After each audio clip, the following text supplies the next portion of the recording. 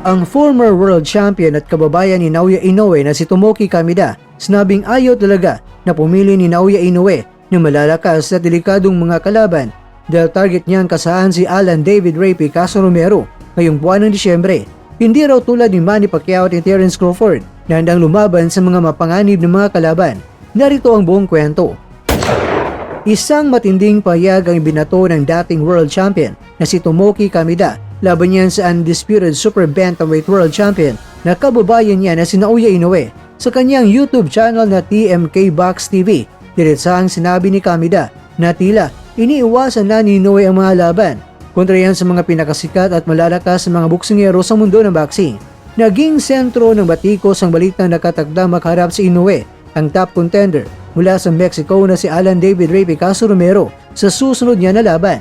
Para kay Kamida, walang saysay ang naturang matchup dahil lahat ng mga tao ay makakapagsabi na tsak ang mananalo nito ay itong si Inoue.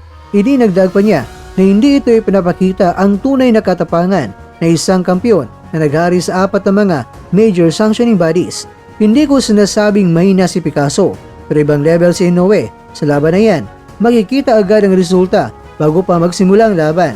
Ang tanong, bakit niya pipiliin ang ganitong laban? Bakit hindi siya umakyat agad sa featherweight? Yan ang tanong ni Kamida. Inihalin tulad ni Kamida ang sitwasyon ni Inoue sa diskarte ni Manny Pacquiao at Terence Crawford at dalawang alamat sa boxing na hindi kailanman natatakot na sumugal ng karera para lamang may pakita ang kanilang tunay na kakayahan. Anya, itong si Crawford ay aba, napatunayan na niya dahil inarap niya itong si Saul Canelo Alvarez, isang buksingerong 2 dibisyon na mas mabigat kaysa sa kanya. Ganito rin daw ang ginawa ni Manny Pacquiao na sumabak sa 8 na iba't ibang timbang at hindi nag-aatubiling harapin ang pinakamalakas sa bawat kategorya. Si Crawford, mga kakwento, ayon kay Kamida, ay hindi iniisip kung siya'y matatalo o hindi. Basta laban lang, kahit pa mas mabigat ang kalaban.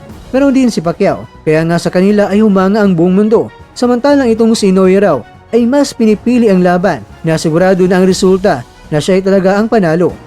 Para kay Kamida, ang tunay na batayan ng pagiging monster ay hindi lamang sa pagkakaroon ng impresibong record o titulo, kundi ang pagpapakita ng tapang na lumalaban sa mga laban na puno ng panganib at hindi inaasahan ang resulta.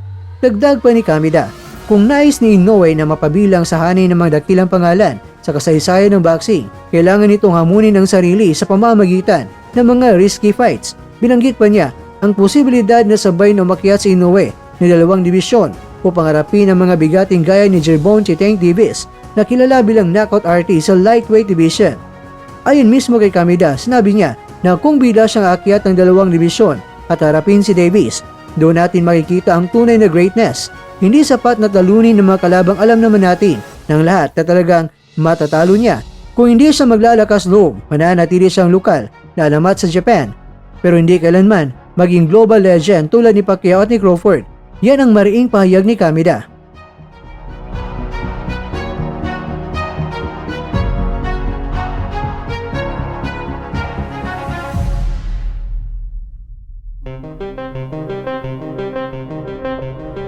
Mga kakwento, sa mga Inoue fans nating mga kababayan dyan, pasensya na po mga kakwento na talagang nagbabagi lang si Mr. Kwento ng balita na mula sa Yahoo News Japan. Well anyway, nahati sa ngayon mga kwento ang pananaw ng mga boxing fans.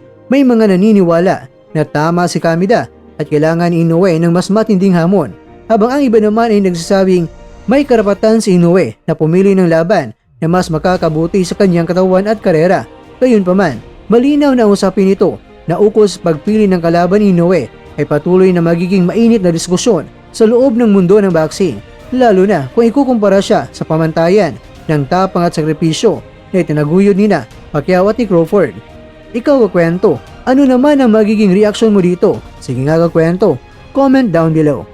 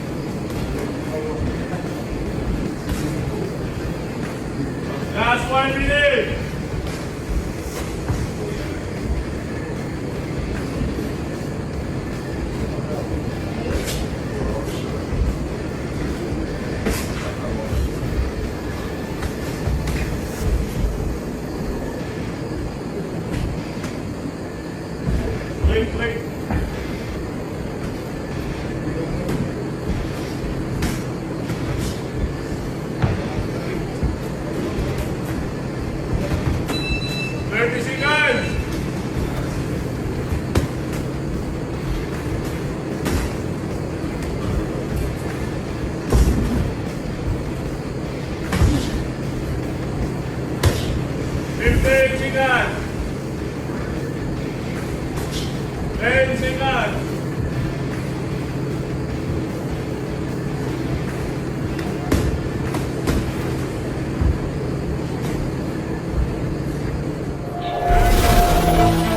At dyan, nagtatapos ang ating kwento.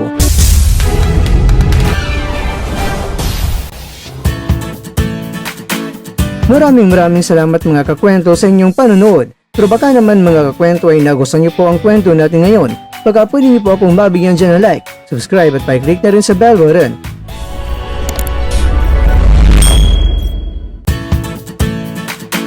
Pero bago tayo tatapos mga kwento, syempre, shoutout po muna tayo dyan sa ating mga kakwento.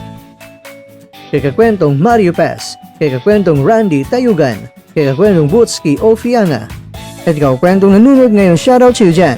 Bueno, hanggang dito na po muna ang ating kwentuhan at abangan nyo na po ating susunod na video.